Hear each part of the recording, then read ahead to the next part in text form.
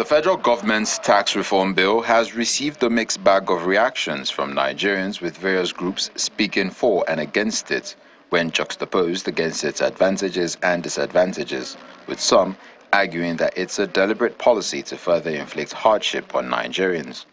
Young Nigerians under the aegis of the Students' Wing coalition of northern groups gather at the Federal Polytechnic Damaturu, the Yobe State capital, to digest the contents of the bill before its passage by the National Assembly. They belong to the school of thought that it will cause more harm than good. For me, we are standing no to tax reform bill. That is what we are standing today. Because the tax reform bill, even the building we had today, if you can see the wall, you will see there is tax reform that refers the wall in 2020. If you check all the whole wall in this school, the building in this school is in, you will see by maybe 2013, 2014, that is work of tax reform. And they scrap this tax reform now, we don't know what education will be in northern Nigeria.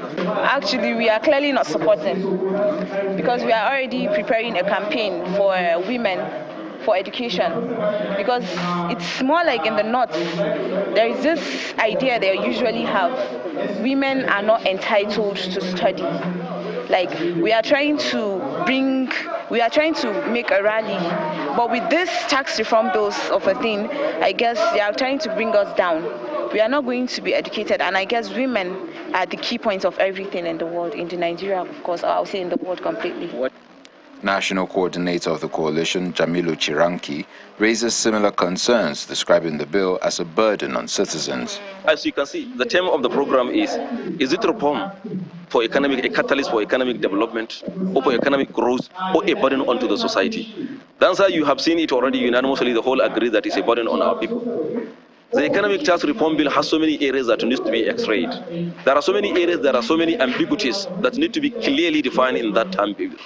For instance, we have cited an example of the derivation formula, that is section 77. The derivation should be at either, if you are talking about the derivation, at what point are you talking about derivation? Is it at the point of the headquarters of the companies as present situation is, or are you talking about at the consumption level? If you are talking at the consumption level, do you have the sufficient data to support that? The answer is no, we don't have the sufficient data on that. If you are talking about by the year 2027, funding of NIDA and SENI through development levy will be seized. If you are talking about by 2030, funding of TED bonds through development levy will be seized. Automatically, you are telling us indirectly that this organization or these institutions will be scrapped by this year.